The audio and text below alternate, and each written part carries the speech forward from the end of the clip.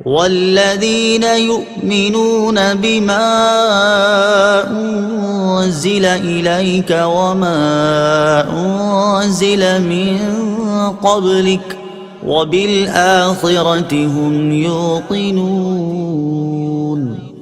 ترجمہ: اور وہ ایمان لاتے ہیں اس پر جو تمہاری طرف نازل کیا اور جو تم سے پہلے نازل کیا گیا، اور وہ آخرت پر یقین رکھتے ہیں۔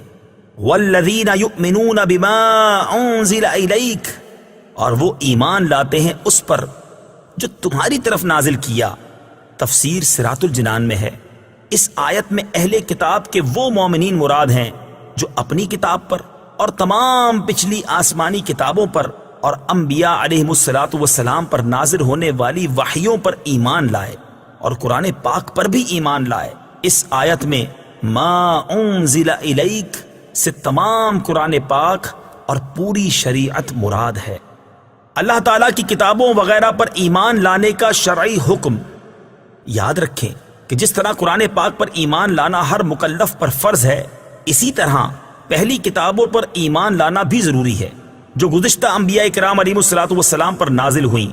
البتہ ان کے جو احکام ہماری شریعت میں منسوخ ہو گئے ان پر عمل درست نہیں، مگر پھر بھی ایمان ضروری ہے۔ مثلا پچھلی کئی شریعتوں میں بیت المقدس قبلہ تھا، لہٰذا اس پر ایمان لانا تو ہمارے لیے ضروری ہے، مگر عمل یعنی نماز میں بیت المقدس کی طرف منہ کرنا جائز نہیں، یہ حکم منسوخ ہو چکا۔ نیز یہ بھی یاد رکھیں کہ قرآن کریم سے پہلے جو کچھ اللہ تعالیٰ نے اپنے انبیاء علیہم السلام پر نازل فرمایا ان سب پر اجمالاً ایمان لانا فرض عین ہے، یعنی یہ اعتقاد رکھا جائے کہ اللہ تعالیٰ نے گزشتہ انبیاء علیہم السلام پر کتابیں نازل فرمائیں اور ان میں جو کچھ بیان فرمایا سب حق ہے۔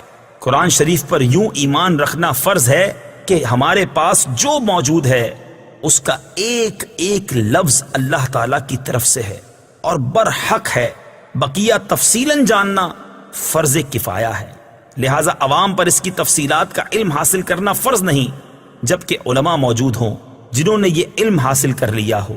وَبِالْآخِرَةِ هُمْ يُوقِنُونَ، اور وہ آخرت پر یقین رکھتے ہیں۔